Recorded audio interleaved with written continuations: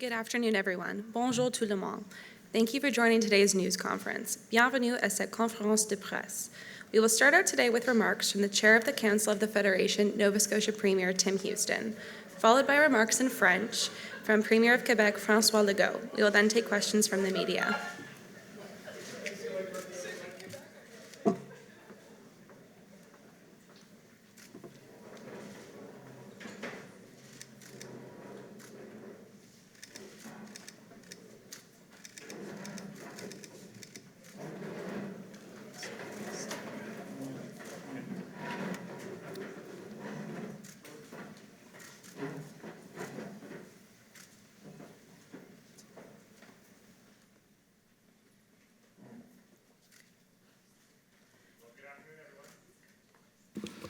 Good afternoon, everyone. What a pleasure to welcome everyone to beautiful Nova Scotia. As this year's chair of the Council of the Federation, it's been an absolute thrill for me to welcome provincial and territorial premiers to my home province. It's been fun to show off our province, and of course from over 13,000 kilometers of coastline to some of the world's top golf courses, to our own Napa Valley of the East, and of course you can't come to Nova Scotia without trying some of the best seafood in the world.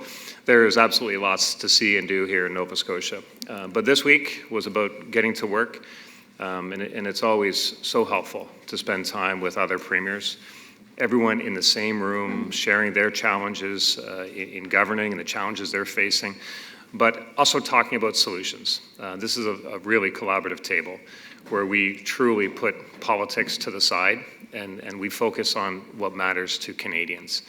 No matter where we live in this beautiful country, we're colleagues that focus on solving the pressing challenges that are facing our citizens, that are facing Canadians today, especially related to healthcare, housing, and affordability. There are also significant opportunities facing our country, particularly here in the energy sector, significant opportunities. Here in Nova Scotia alone, the economic potential for hydrogen and also critical minerals is measured in the billions. It's incredibly breathtaking. And it's also, as we gather, not lost on the group of premiers that emergency preparedness is more urgent than ever. Today alone, we see active wildfires in 5 provinces and territories. We also see flooding in Toronto. And of course, here in Nova Scotia, we had tragic flash floods just last week. There's no doubt that the climate is changing and it's impacting all of us. And to that end, we really want the federal government to work with us, to be partners as we invest in mitigation and also in recovery from these events. And we've talked a lot over the last couple of days about what we can do on all of these files. But we also, of course, talked a lot about the need for the federal government to respect our provincial jurisdiction. The current lack of collaboration from the federal government to the provinces and territories has resulted in missed opportunities, as we see federal programs that create duplicate processes that risk pitting provinces and territories, really Canadians, against one another. But really the big risk is just in not delivering on intended results. So there's a lot we can do to collaborate, because the current situation we have is not in the best interests of the Federation as a whole. So we asked the federal government to work with the provinces, to work with us as active partners with the provinces and territories when developing and executing federal programs. I want to personally thank each premier for their passion for their home province, for their citizens, and their passion for Canadians. And as we look ahead, I'm confident that these important discussions that we've had today and we will continue to have will benefit all Canadians. So thank you again to each of my colleagues and to each of their teams for being here. Premier Legault will deliver some comments in French, and then we'll be pleased to take your questions. Thank you. So, bonjour tout le monde. Je veux commencer en remerciant Tim pour son accueil. On a été très bien accueillis depuis dimanche soir. Je sais que tu veux que je dise beaucoup de belles choses sur la Nouvelle-Écosse, mais bon, on me dit même que le Blue Nose 2 devrait passer derrière nous pendant qu'on parle. Je ne sais pas si ça va fonctionner, mais quand même. Mais c'est très beau, effectivement, on mange bien, puis très content. Merci, Tim, de nous avoir accueillis. Aujourd'hui, on a continué à avoir des discussions sur les priorités des premiers ministres, des provinces et des territoires. On a discuté de santé, de sécurité, de relations entre le Canada et les États-Unis.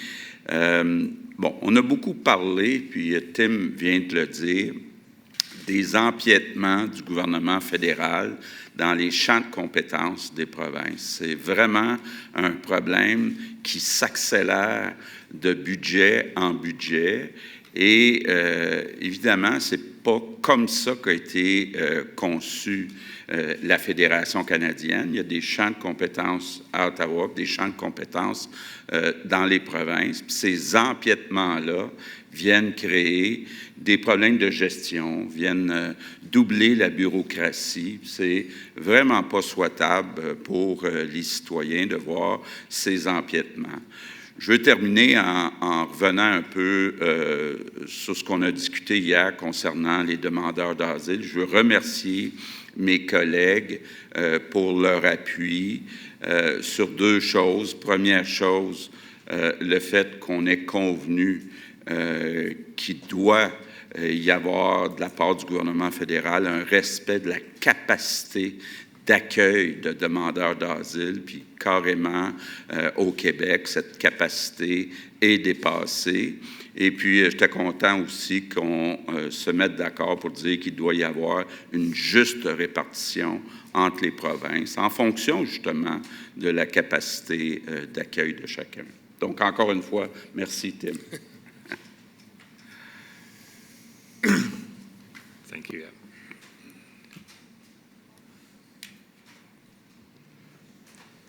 Mike? Okay, there we go. We will now move to media questions, starting with media who are present, followed by questions from those attending virtually. For members of the media attending virtually, you may press *1 at any time to join the queue. We will now start with questions from media who are present in the room. Please come to the microphone, state your name, your outlet, and direct your question to one premier. You'll be limited to one question only. My question is for Premier Ford and Premier Legault. Catherine Cullen from CBC News. BC and Newfoundland have said that the equalization formula is not fair. Premier Ford in particular, they've said it doesn't make sense that BC is sending money to Ontario when you don't have problems delivering basic services. Is the current situation fair in your mind? Well, what I was saying, we contribute over $10.2 billion, and I've always said, as Ontario, the most populous province, that we need to support across the country in smaller provinces, and I think Ontario has shown that for the last 6 years. But it's a discussion that we're going to continue. But, you know, I always believe in Canada as one country supporting each other. We're a lot stronger when we work together. And I always say if we work together, we become an economic powerhouse around the world. And that's what we are. Again, I want to go back to first thank Premier Houston for his great leadership as chair, bringing everyone together throughout the year. And we're very grateful. But we all work together. Doesn't matter what political stripe you come from. We sit at that table and we come out united, and that's why I think the world of all these premiers are at the table. Okay, the principles around equalization payments are that we want in Canada to be able to offer equivalent services in each province, and so there's a very complex formula. Where we take into consideration the fiscal capacity of each province, which is different. And at the end of the day, yes, you have 3 Atlantic provinces, Manitoba and Quebec. We receive some payments because we need this money to be able to offer equivalent services. Personally, well, Ontario received, but it's a very small amount, Doug, in per capita, because technically they are under the average.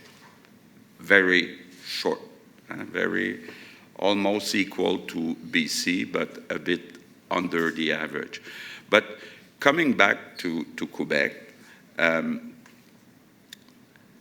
my target since I'm Premier is to get rid of equalization payments.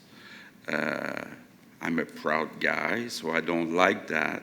And over the last 5 years, we've been able to reduce the percentage that Quebec received in equalization payment because we had a better growth in the GDP per capita than the rest of Canada. So I really hope long-term that Quebec pays some equalization payments, but in the meantime, I think it's important that we respect the principles around the fact that we want to offer equivalent services to all Canadians. Colton Pearl, CTV News. Specifically to Premier Ford, Premier Houston, Premier Legault, but really anybody who wants to weigh on this topic, please do. You mentioned specifically the need to hit that 2% NATO target in your communique, and we've heard a lot today about the impact with which U.S. trade is so significant for your provinces. Premier Canoe, earlier this morning you mentioned the need to hit that target sooner within the next U.S. administration. The federal timeline's 2032. The potential next Prime Minister has said that he can't commit to this target. How concerning is it for the provinces that not only is this such a far deadline that you may not even hit? How dangerous is it if we do see a Conservative government or if we don't see this target being hit within that next U.S. administration? Thank you for the question. And I think it's, respective of who the government may be in Canada at any given point in time, I think it's really important that we honor our obligations on the world stage.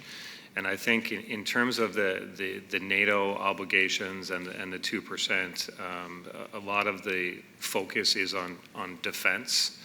But I think it's broader for Canada in its relationship with the United States. We're significant trading partners. And we want them to respect us fully in all aspects, including our ability to honor our obligations. So I think there was, and Premier Canoe raised it initially, and I think it was a good discussion along the lines of what might a U.S. administration, no matter who it is, how may they view Canada as a trading partner if Canada doesn't meet its international obligations. So I think that's a legitimate concern in a whole basket of concerns. I think it's meeting our obligations is just the right thing to do, and I think if we meet that obligation, we'll be looked upon more favorably, and that there will be other ramifications that would be positive as well for meeting the ramifications. So we thought, as premiers, it was really important. There's ways we can do that to meet the 2%. We need to think about the ways that we can possibly meet it too, in what the spending might be able to be put in that kind of basket, if you would, because some of it could be infrastructure in the north, as defense as well. So I think there are significant opportunities, and as a country, we need to recognize the importance of meeting that obligation, and the opportunities in how we can meet it, and the benefits that it can bring to Canadians, and also in the broader picture around trade in this case.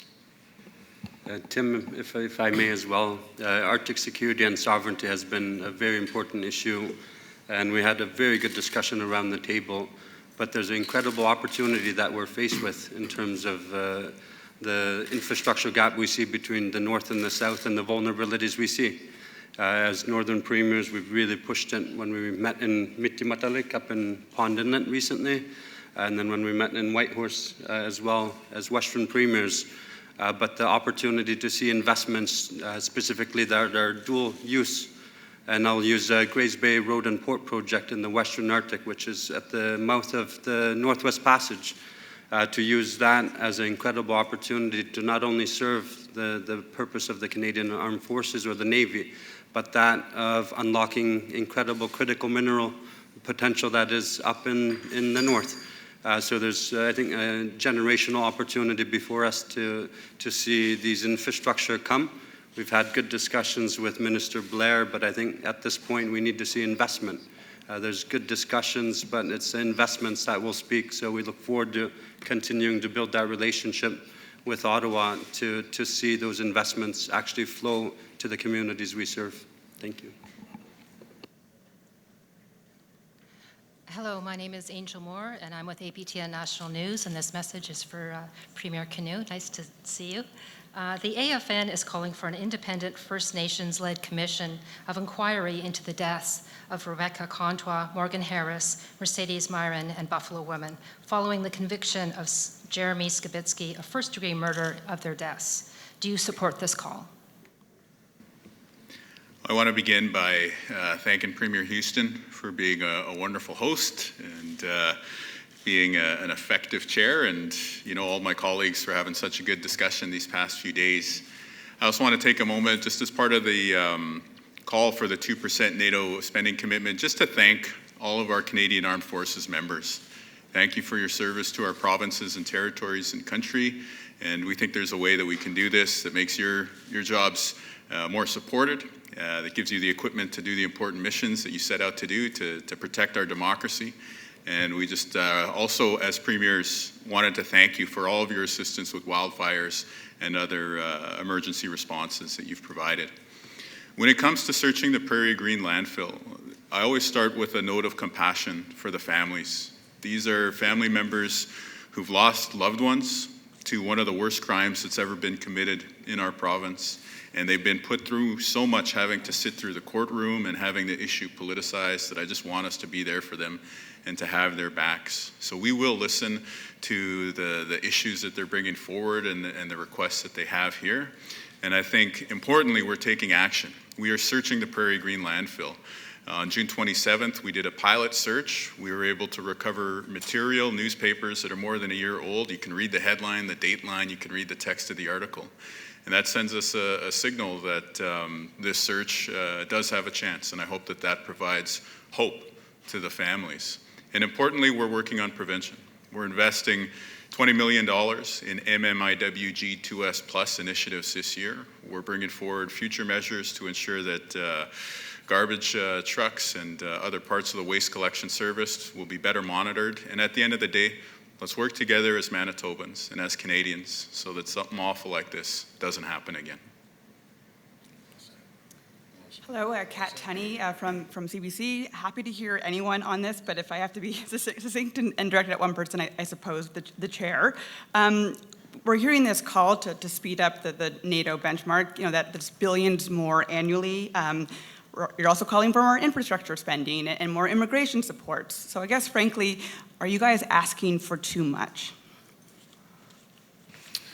I think we're asking for focus. We're asking for the federal government to be partners with us on initiatives that they kind of dream up and want to execute on, which are well-intentioned for the most case, but we want them to be our partner and recognize our jurisdiction.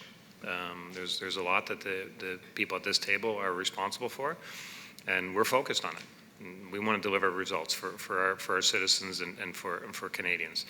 And if you take our focus and extrapolate it further to the federal government, we have common goals, and we can achieve more if we work together. But there's absolutely no question that just like there are items kind of in our jurisdiction, there are items in the federal jurisdiction too. And defense spending and some of these things are really important. Support for infrastructure investments, really important.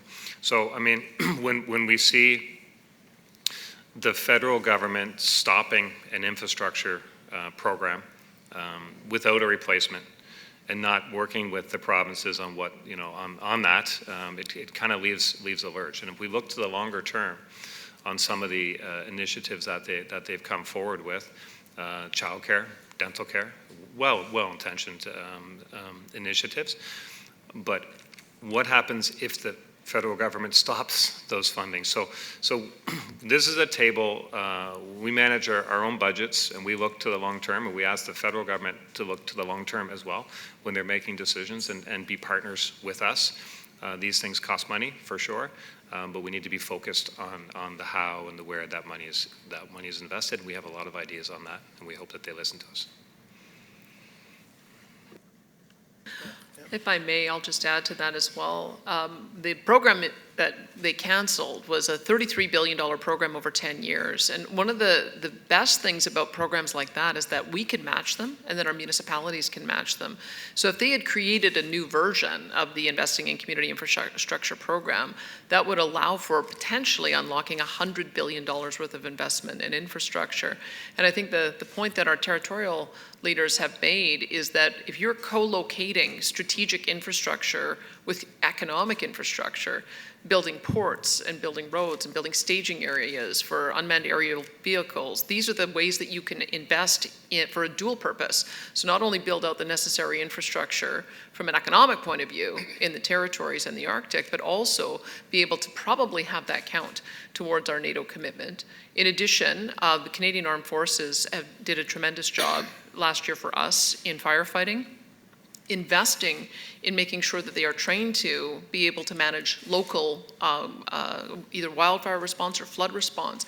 That could also be another way of us investing in a dual role for our armed forces, making sure we have a force at the ready for when they need to be deployed, but in the meantime, able to be deployed to assist with what we know are going to be continued issues of dealing with natural disasters. And I guess the third area is that each one of us have areas of investment in our province. For instance, we've got multiple bases, but we also have an unmanned aerial vehicle, aerospace, and defense industry that is growing. And so if we can get some of that investment in those industries in our respective provinces, that may also help towards our NATO goals. So I think the federal government just has to be maybe a little more creative in how they're looking at this investment and use the partnership with the provinces and and territories and municipalities as a catalyst for us to be able to achieve that target earlier. Thanks. It's Chris Rochewe from the Toronto Star. My question's for Premier Doug Ford. Looking ahead, you're taking over as chair of the Council of the Federation. You've talked about easier and faster access to medications, but what other priorities will you have over the next year? What issues do you need to keep the pressure up on? Well, as I was mentioning to the other premiers as we move forward, this is a very powerful table in the way of the economy, driving the economy forward collectively to benefit every single Canadian through the territories and the provinces. We do feel the critical medications that we're taking over 732 days, life-saving medications. We need to get that approved. We're the last in the G7, and we always are looking for infrastructure funds and collaboration. As Premier Smith just said, it adds economic development when we all work together on 3 different levels, municipal, provincial, and federal, to stir the economy. We're going to be working with our U.S. counterparts, our #1 trading partner. We do, hopefully we'll plan a trip as a new administration, whoever it might be, gets sworn in. And we'll go down there and have a conversation with the new administration, the new secretaries, and going back to, it's not just buy American, buy U.S., it's about buy North American. Again, I'll repeat it, we are an economic powerhouse around the world. Canada is. We punch way above our weight. We are a nuclear powerhouse around the world. We're going to talk about energy and how we will have enough energy and enough to even supply to the U.S., because that's always a concern down there. Critical minerals is very, very important for North America. And again, no matter if it's clean, green energy, if the Democrats get elected or the Republicans are focusing on the U.S. military, they're going to need our critical minerals. Right now, China has cornered the market on a lot of critical minerals. I'll give you one example, is nickel. They cornered the market worldwide, about 90% of the nickel they've cornered, and we need that. We need our nickel to support our closest allies around the world. And that's going to be the message that we come out and speak to our counterparts. And hopefully it's going to move forward. They aren't going to slap tariffs like they tried last time. But I have all the confidence in the world with the folks at the table right here. We're going to do very, very well as a country. Jesse Thomas with CTV News here in Halifax. I have a question relating Canada-U.S. relations for the maritime premiers, please, if you will. We're looking at the election closely as it's approaching, and I'm wondering what harsh economic taxes or the tariffs on exports from the Maritimes would mean for the economy here, and in particular, what exports would we need to protect to continue to have a thriving economy in the Maritimes? I would begin, certainly as Premier of Prince Edward Island, we rely very, very heavily to the tune of, close to $750 million a year with trade with the United States, largely in the northeastern part of the U.S. So whether that's potatoes, seafood, some aerospace, there's lots of components within that. I would not rush to judgment. I know that there is an election taking place and there will be a lot of discussion around, as Premier Ford talked about, Buy America and some of these more protectionist issues. But we've been doing business with the United States for a century or more now. So I feel there's a way for us to work through this. The United States is reliant on Canada for good, regular, everyday trade. They need our products as much as we need them to buy them and vice versa. So I understand there is a rush to judgment and all of these things, but I think it's best for us, certainly the approach for Prince Edward Island is we're going to let the United States and the people of the United States decide who will represent them, and it will be our job, just like it's the job of the other 12 premiers and I, to work with whoever is in Ottawa or whoever was in the provincial capitals, regardless of their political stripe, is to try to find common ground to work upon, but knowing that we need each other in this relationship day to day, and hopefully we can elevate it, Jesse, from a talking point or a political talking point to just everyday common sense and the need we have for each other to be successful. I think that certainly more than ever, given the conditions that exist around the world, it's more important that we become one as North America in relation to our joint approach to national issues, international issues. And I think for a long, long time, we've been very, very close to the U.S. and aligned as certainly our major trading partner, our closest trading partner. And I know that in the past number of years, we've looked at diversification of that around the world. But there's a basis now, I think, to reflect on, okay, how do we kind of bridge some of the current gaps that may exist? For us in New Brunswick, certainly forestry, energy, whether it be current forms of energy or whether it be future forms of energy in the way of nuclear or hydro, the importance for us to be aligned in North America have never been stronger. And I think that any new administration that comes in, new or existing administration that comes into the U.S. over the coming months, will understand that we are in a bigger battle now around the world, and it's more important than ever that we be aligned in our purpose, and we have an opportunity to do that. And I certainly see that with my colleagues here as we focus on national issues. In many ways, focusing on issues that should be of a federal concern. And as we were talking amongst ourselves, it certainly seems that we are kind of replacing the federal government in many ways on some of the issues that are really important to our country. I get to join the maritime provinces, I guess. Thank you, Tim. First of all, thanks, Tim, for hosting such a great meeting, and thanks to the people in Nova Scotia for just being incredible hosts. It's not about the beautiful backdrop or the beautiful boats. It's about the people, and you got some of the best here, and we're grateful for having such a warm welcome. For us in Newfoundland and Labrador, we believe that we have what the world needs right now, and we believe that regardless of the administration in Washington, D.C., that they'll see the benefits of what we have, and we have the intersection of renewable and non-renewable energy sources. So specifically to your point, it's important for us to understand from our federal government how the ITC is going to work in relation to the IRA more fulsomely, and I think that's an important conversation to have moving forward, depending on who occupies the White House. But our non-renewable, which we're incredibly proud of, our oil and gas product will continue to flow to the United States as our largest trading partner, and hopefully, regardless of who the president is, they can appreciate that that's an important component of their supply chain. We have an abundance of critical minerals that's going to be important as the geopolitical landscape shifts and the tensions shift.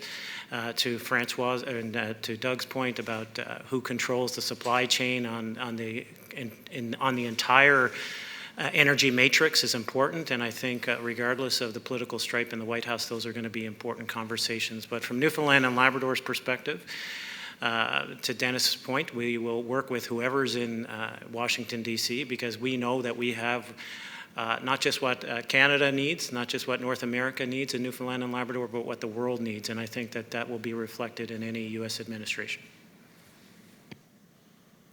Bonjour, Sébastien Desrosiers de Radio-Canada. Oh, sorry.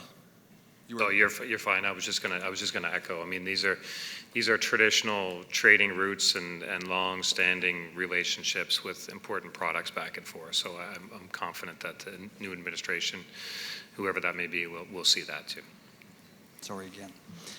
Sébastien Desrosiers de Radio-Canada. Ma question est pour vous, M. Legault. Donc, la Colombie-Britannique et Terre-Neuve et Labrador veulent entreprendre un recours judiciaire pour forcer Ottawa à revoir la formule de péréquation qui, dans l'état actuel des choses, favorise le Québec.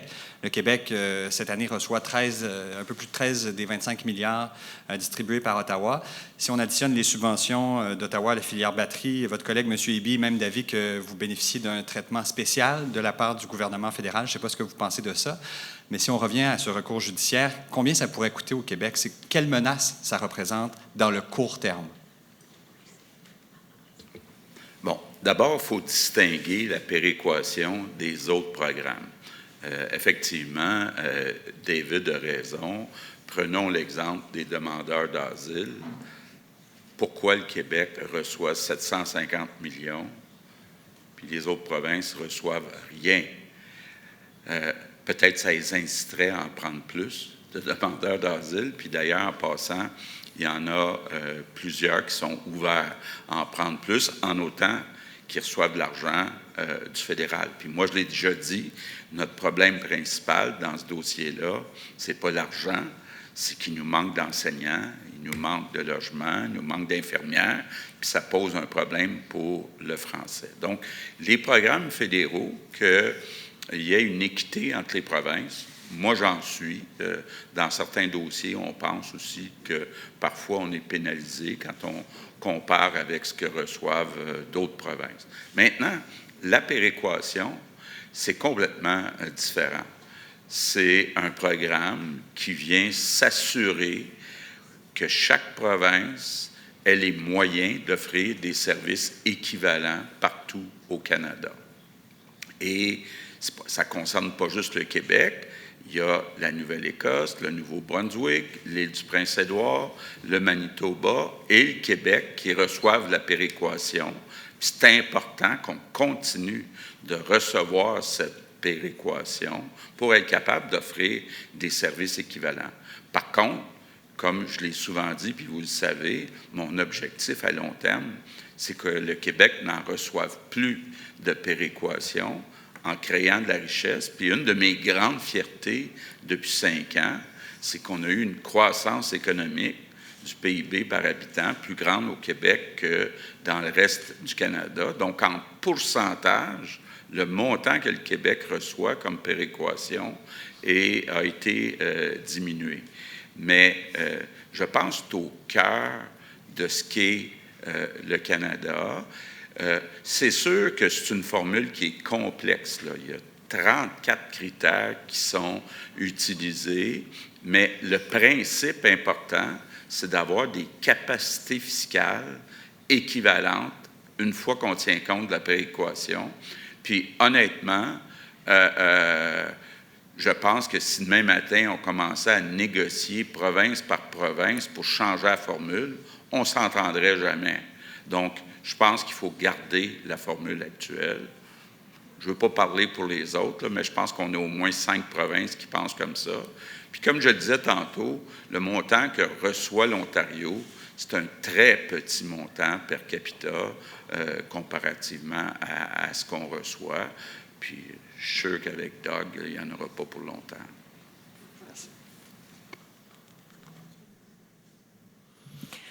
Heidi Petracek with Global National. Premier Legault, this question is also for you. Just wondering which leaders, provincial, territorial leaders here have indicated to you that they are ready and willing to accept more asylum seekers. You're asking me if they want to accept more, so you should ask the question to them, not to me. I asked if they've indicated to you. Which Okay, ones have but indicated I think to you should ask them.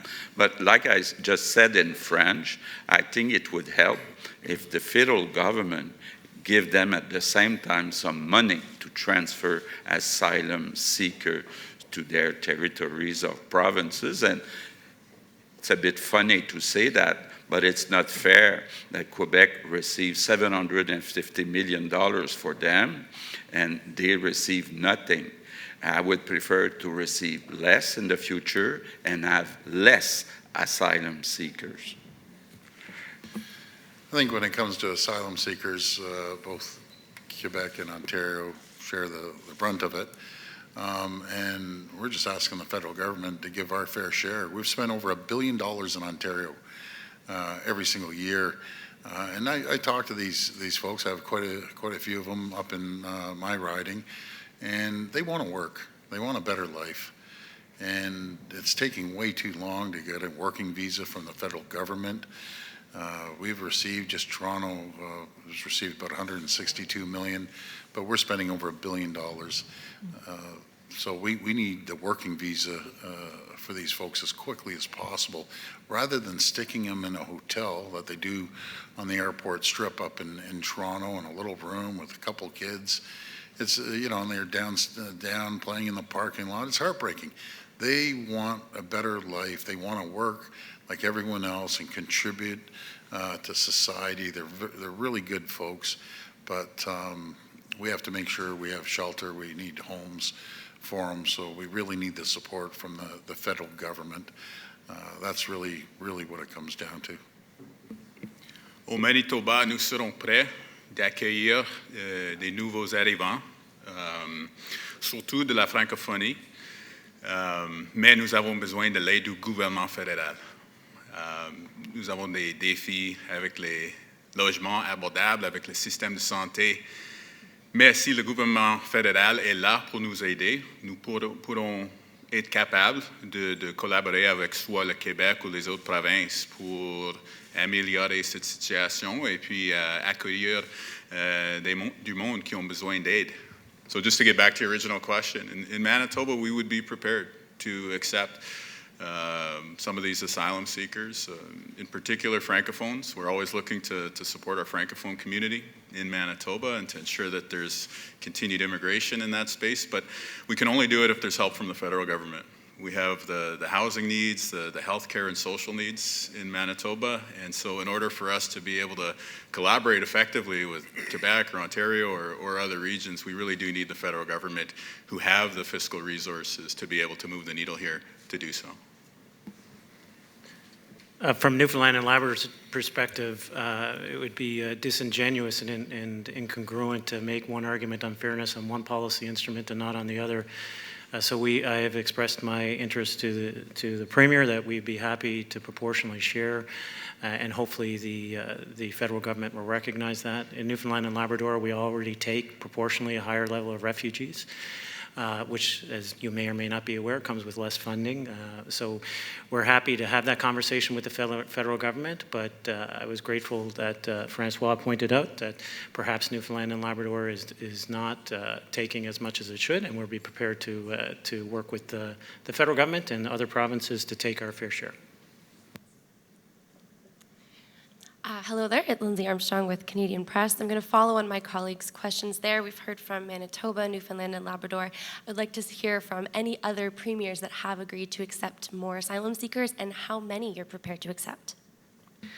We find ourselves in Alberta in a very similar position to Quebec in that we have about just under 12% of the population, but we're now accepting 22% of the newcomers. And so I watched with interest that the federal government was able to provide support to Quebec.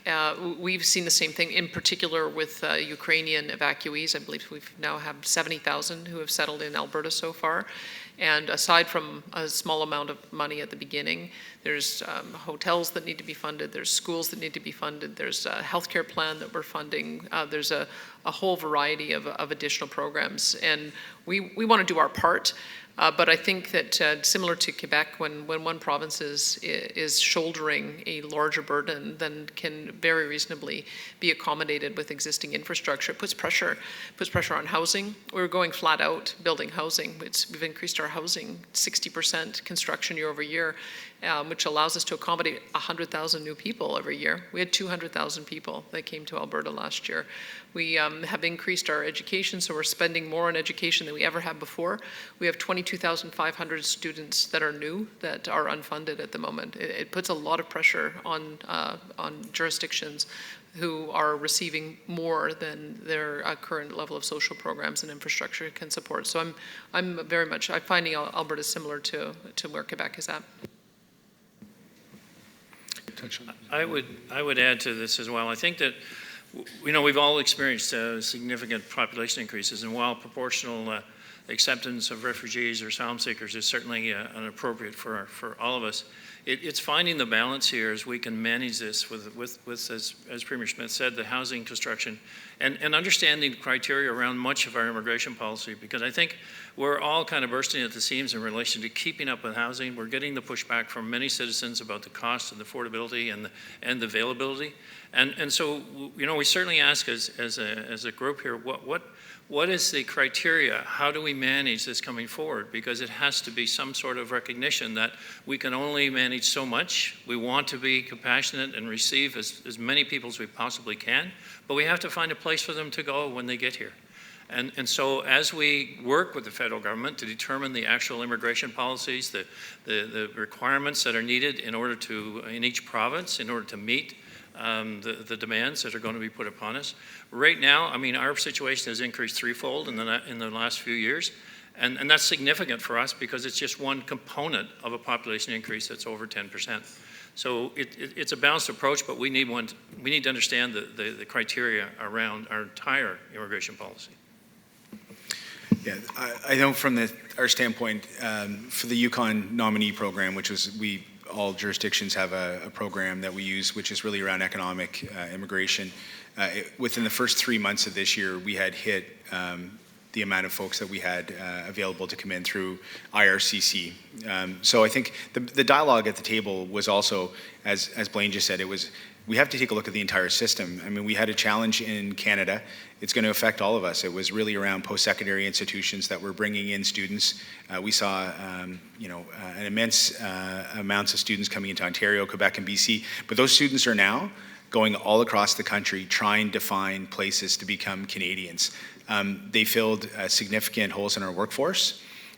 But now they're going to be running out in the next 2 to 3 years, if not right now.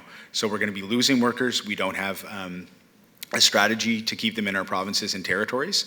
So I think part of what we're trying to do is urge the federal government to say, look, it's not just, there's implications to these quick decisions you've made, and they're going to affect our economy. And we have to take into consideration how we're going to have an overall strategy that's going to put us in a place now, but also future-proof where we go with our workforce and how we deal with asylum seekers and folks coming through our economic immigration programs as well. Tim? I'll go again. Oh, sorry. I thought British Columbia was going to say something. Hi, I'm Nathan Horn with allnovascotia.com. My question I've directed to Premier Houston. You guys recently had a letter to the federal government sort of outlining how you wanted them to kind of stay out of certain areas such as education, housing, and healthcare, unilateral decisions rather, not being made. I'm just wondering, how do you reconcile that when, considering like how, for instance, the Halifax municipality has said that the province isn't doing enough? How does that work? So you're asking a question. So we want the federal government to restrict its it's kind of meddling, I guess, to federal government issues and leave provincial jurisdiction issues to the provinces. That's what we want. And we want them to be our partner and support us. Are you asking a question that municipalities aren't saying are saying the provinces aren't doing enough? Well, yeah, like basically, how do you respond to that? What they're saying, like they're suggesting that you're not doing enough, but the federal government, maybe they could come in and kind of work together with you. Does that contradict the, sort of not making unilateral decisions comment from the letter? That's all. No, not at all. I guess what I would say, just as a general point, and every premier here would have similar experiences, but it's very unlikely that the federal government could partner with a municipality on any project that wouldn't ultimately involve the province paying some portion of it or having some involvement. So trying to do an end around on certain things, and housing is an obvious example, where the federal government goes direct to a municipality to try and cut some deal on something, it's just not productive in the grand scheme of things. And we just ask them to respect our jurisdiction, work with us, and we'll pull in other partners, which are municipalities are valued partners for sure.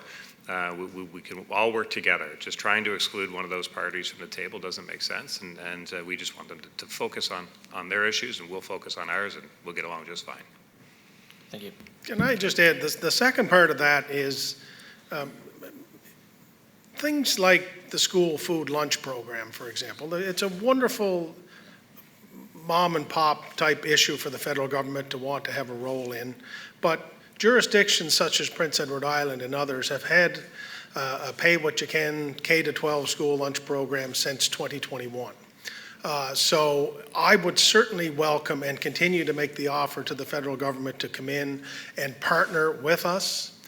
So maybe we can expand it, maybe we can improve the offerings, maybe we can buy much more local if we have to pay a little more for it.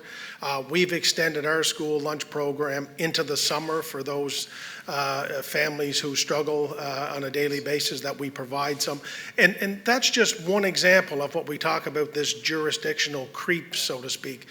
We all at this table, and I think every Canadian would expect that all of their levels of government should try to pitch in and do everything they can to make their lives a little bit easier. But it gets just a little bit frustrating with the duplication and the overstepping, so to speak, of the federal government. The dental care program is another example where if they could just partner with a jurisdiction such as ours, who has done a very good job with the provincial dental care program, that we could probably exceed the goals of which the federal government has set. So when we talk about, when Premier Houston talks about the jurisdictional creep, this is what we're talking about. We're not asking the federal government to butt out. We're asking them to say, let's get to the table together. Let's understand from your jurisdiction the same way Tim or I would do that with our municipalities, to say, what do you need? How can we work together to achieve it? And at the end, keep people at the focus of this, and how can we best deliver the best results for Islanders and Canadians? Yeah, I want to jump on this breakfast program. I think it's a great program, but here's an example. When the federal government, they spend $1 billion over 5 years feeding 400 kids. Our program in Ontario delivers almost 90 million meals and snacks to more than 600,000 school-age children, and our annual funding is $38 million. Like, something's broken. They're wasting taxpayers' money. Go through the provinces, and you know what happens? The premiers get pissed. Simple as that. And they jump in there, and they think they know better than what we know, and we deal with it on a daily basis. So throwing that sort of money around and just tossing checks around without any accountability, there's a perfect example how we can feed more children than what they can do there. Andrew Rankin with the Chronicle Herald. I'm just wondering, Premier Houston, if you're leaving this meeting with any ideas about how to get people off the street and encampments and into housing quickly, like emergency housing. And what steps are you taking as Premier to ensure that money is going, that the money that you're that money going into housing is actually is ensuring that it's getting into, that it's being invested in deeply affordable housing?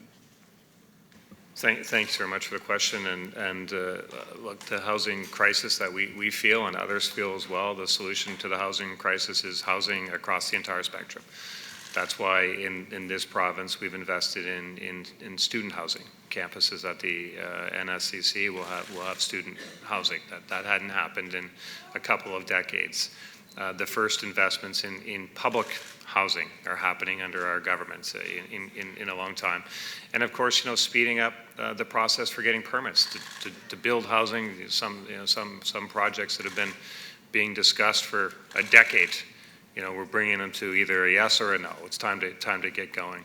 But we know that building housing requires people. That's why we have the MOST program, the more opportunities for skilled trades, which under that program, anyone who's under 30 working in a skilled trade doesn't pay any personal provincial income tax on their first 50 grand. So there are lots of initiatives, all focused on housing.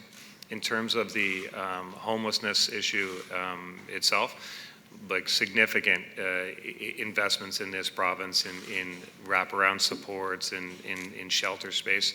In this city, in Halifax where we're at, there's open shelters beds, but people living in tents.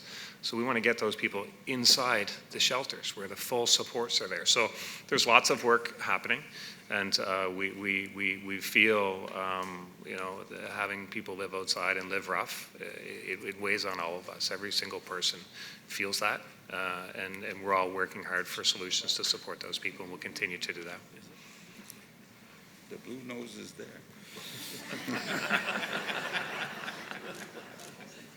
Hi, my name is Lindsay Jones, and I'm with the Globe and Mail. And my question, okay, I'm sorry, I'm switching questions. Just got text. We heard about Premier Fury and the BC Premier asking about, or suggesting they're going to launch lawsuits around equalization payments. Are there any other premiers that are considering or want to speak about that issue today? Well, in Alberta, we had a referendum saying that we should take equalization out of the Constitution. We feel like the formula is fundamentally broken. Last year, I put forward a paper about how we might be able to modify it to better match what it was supposed to be, roughly equivalent tax rates, delivering roughly equivalent programs, rather than overcompensating some provinces and underreporting certain sources of revenue. So I'm very interested to see the lawsuit that Newfoundland and BC are joining together. We take a bit of a different approach.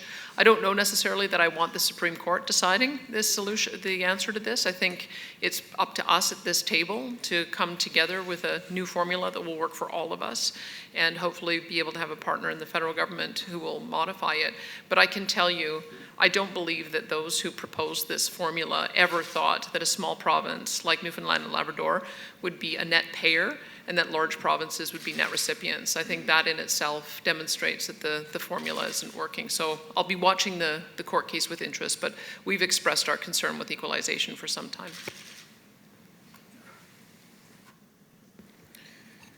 And Saskatchewan has indicated some time ago that they'll be intervening in this case as well. As you know, the equalization formula around this table has been talked about for a number of years. Saskatchewan, I wouldn't say unique, but does have the situation where, a couple of decades ago, we were on the receiving end of the equalization formula. In the last 15 or so years, we have not been. So we've seen the formula from both sides. But certainly, it's Saskatchewan's view, and we had put forward, it's Saskatchewan's view that there are flaws to the formula and what's included in the calculations, the per capita, and this is a little bit different view that Premier Fury has put forward with respect to the actual equalization of services that are being offered across Canada. So we've expressed our intention to intervene in this particular case. We've also, in years gone by, put forward an alternative option, which, it's our view that there are flaws to the formula, and we had put forward a 50-50 option where 50% would be of the equalization dollars would be allocated on a per capita basis and 50% through the existing formula, and it would be our view then it would be about half as flawed as it is today. But we will be intervening in the case as well.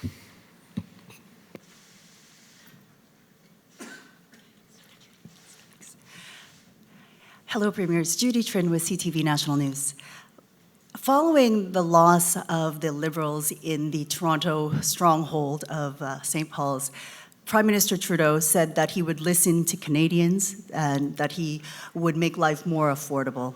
And he wanted to listen to his caucus members about what policies to put forward that would enable his party to do that. What would you tell Prime Minister Trudeau about what policy, one single policy, that he could put forward that would make an immediate change and difference in the affordability for Canadians? I'd like to start my direction for the question to Premier Wapkanu. You mentioned earlier about reducing the gasoline tax. Are you also can you clarify, are you saying that you would like to see the federal government pause the 10% excise tax on gasoline?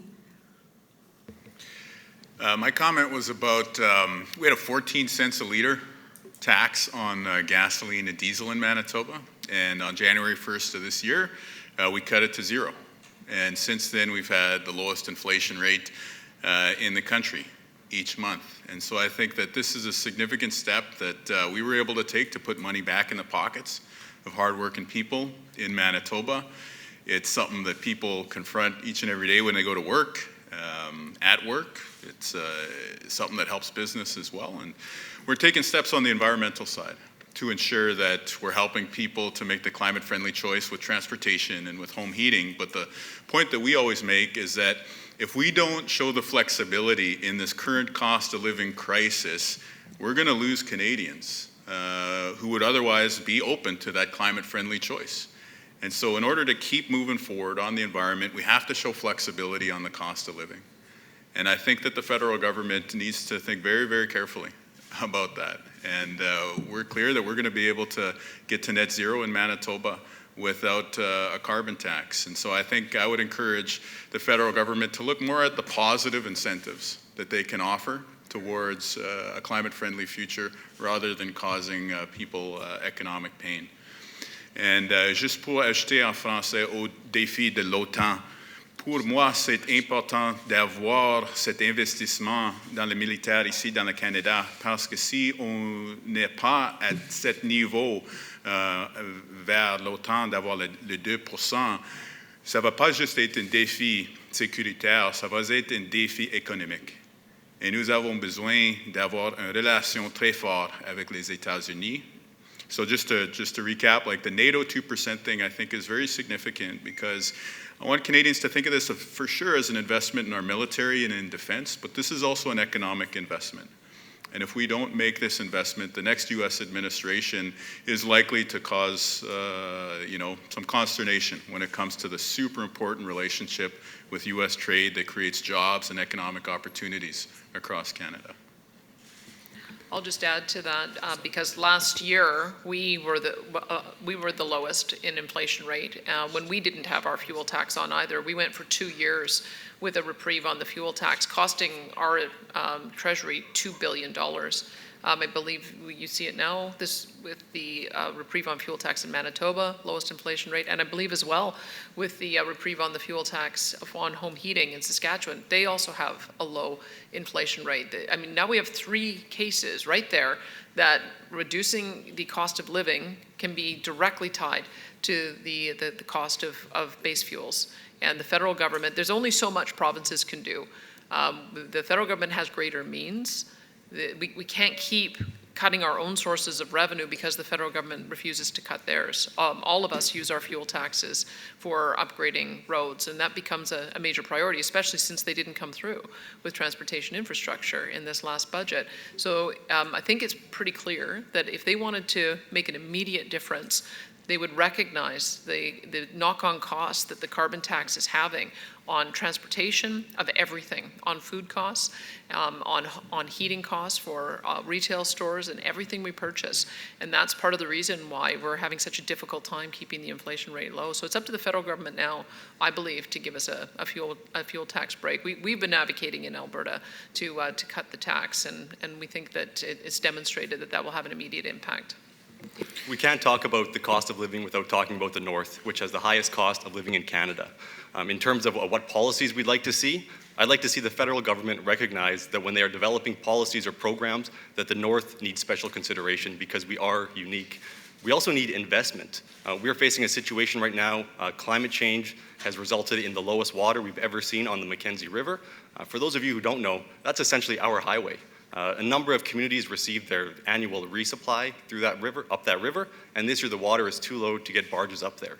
So we are now in a situation where we have communities that are essentially stranded. We need to fly in goods, which is going to, in many cases, double the costs that consumers are going to be paying in the grocery store. It's holding up construction of new infrastructure. It's a serious issue that we are facing, and so what we need is special consideration, and we need investments in these nation-building projects like the Mackenzie Valley Highway. And I think that we can look at the 2% NATO target as well. And projects like this add to national security, they add to national defense. They'll give us access, they'll improve access to critical minerals and to rare earth elements. And so there's a number of things that the federal government can do to lower the cost of living in the North. Thank you. For British Columbia, there's been a lot of asks along this table for the federal government to step up and support Canadians in different provinces, a lot of spending asks. So I'll put forward two that don't cost any money.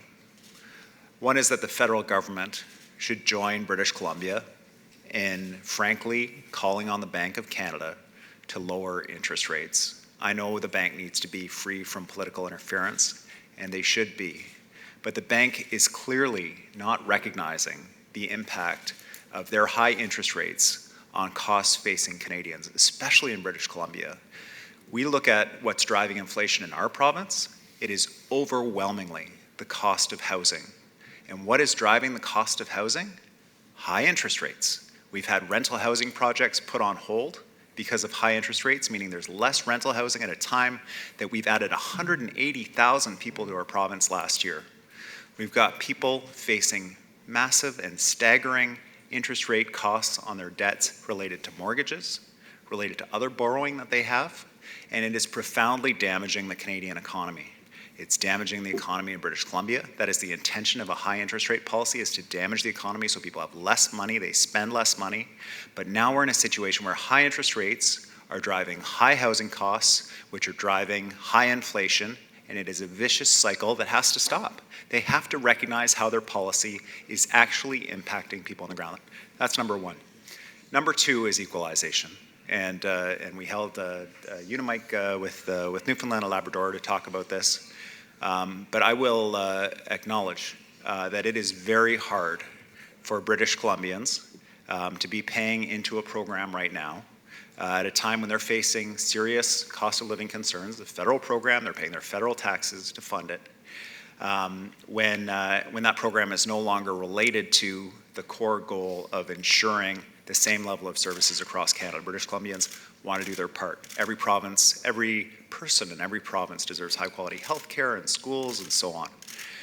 But that is clearly not what the program is doing anymore. And so revisiting that formula to reduce the obligations on provinces that are contributing, on taxpayers and provinces that are contributing, to ensure that the program is actually reflecting the intention in the Constitution.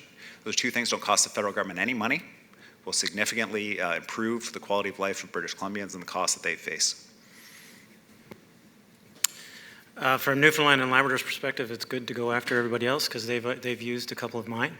But just to reiterate, it's important, I think, for the federal government to understand the impact in Atlantic Canada of the clean fuel standards and how that translates not to just the direct price at the pump, but the indirect costs. And for those who may not be familiar with it, that's not contemplated in the carbon rebate. So I know there's some debate on that, but clean fuels specifically is more punitive in Atlantic Canada. And something that also wouldn't cost any money, but I think is incumbent upon the federal government to reflect on, is our precious offshore cod fishery. And I know that may be specific to Newfoundland, but Newfoundland and Labrador, but that was one that I think we're taking a provincial approach here. They have, by lifting the cod moratorium, it's something we should celebrate, but by doing so, they have invited Russian trawlers off our shores. This is a resource that has been nursed back to good health by the people of Newfoundland and Labrador, and it does not deserve to be caught by Russian trawlers, and no offense to any other foreign countries. This resource belongs to Canadians, it belongs to Newfoundlanders and Labradorians, and if you want to increase the economic impact and an economic driver in our rural communities, it's important that we own that resource. We catch that resource. The fishermen who stood on the sidelines and watched this resource grow now have the opportunity to harvest it. To the rural communities who emptied after the cod moratorium, have a chance to rebuild, to realize a sustainable economic opportunity in a rural community in Newfoundland and Labrador. It is unacceptable in Canada and Newfoundland and Labrador, but in Canada more broadly, that especially in this time of geopolitical tensions, that there is the possibility that a Russian trawler could be off the shores of Newfoundland and Labrador taking a single fish. It is a way that they can impact the economy of Newfoundland and Labrador, but more specifically, the fishermen, the processors who live in rural and remote communities. You will see much diversity across the country, and I'd say the recommendation from Saskatchewan's perspective would be twofold. The first would be to remove the consumer carbon tax on everything for everyone. I don't think that would surprise anyone here. And second would be to look very, very seriously at the 2% commitment that we have as a nation for a host of reasons. So first, on the consumer carbon tax, Canadians are struggling with affordability. They're struggling with the inflationary rates that we are facing across this nation. And part of what is driving that inflationary rate is, yes, the interest rates, but it's also the cost on fuel. And particularly in Saskatchewan, I would say it is largely the cost on fuel, which multiple areas of the nation have made different decisions, arriving at much similar savings for the residents that they represent to ensure that life is more affordable from a provincial perspective and from a provincial action point. Us and Manitoba currently have the lowest inflationary rate in Canada, largely due to reducing the cost of either driving our children to work, or driving our children to school or to their sporting activities, or in Saskatchewan's case where we removed mirrored the federal government's decision on removing the carbon tax from home heating, natural gas, and electricity, saving about an equivalent amount for Saskatchewan residents and resulting in a much lower inflationary rate than we see across Canada. The 2% investment in military funding, I think, is important. One, because we've made the obligation to do it as Canadians. Two, I would say in what is a very unrestful world, we're seeing conflicts in Eastern Europe and in other areas of the world that I think that the investment is necessary as we look forward in ensuring our security, and we're taking care of our own security here in this nation, and really participating in North American not only general security but working alongside, and this will be a topic of discussion regardless of who is the administration in the U.S. as we move forward for North American general security, but also will have impacts on the conversation around how we continue to provide North Americans with food security and the rest of the world, but ensuring that we also have energy security on our continent. And so I think this is should be of the utmost priority for either this Canadian current administration or the next in prioritizing our investment in our own general security. One, because we said that we would do it. Two, because of what we see happening globally. And three, it most certainly is going to have an impact, positive or negative, with our ongoing relationship with the U.S. And I think over the course of the next number of months, you're going to see this table, which collectively also represents all Canadians from coast to coast to coast, taking a significant interest in utilizing the collective contacts and relationships that we have as subnational leaders throughout the U.S., relying on those relationships that we have in advancing the Canada-U.S. broader relationship, whether it be on trade, whether it be on general security, or whether it be on providing North Americans with energy and food security into the future. Thank you. That's all the time we have today. C'est tout le temps dont nous disposons aujourd'hui. Thank you for joining us. Merci de vous être joints à nous.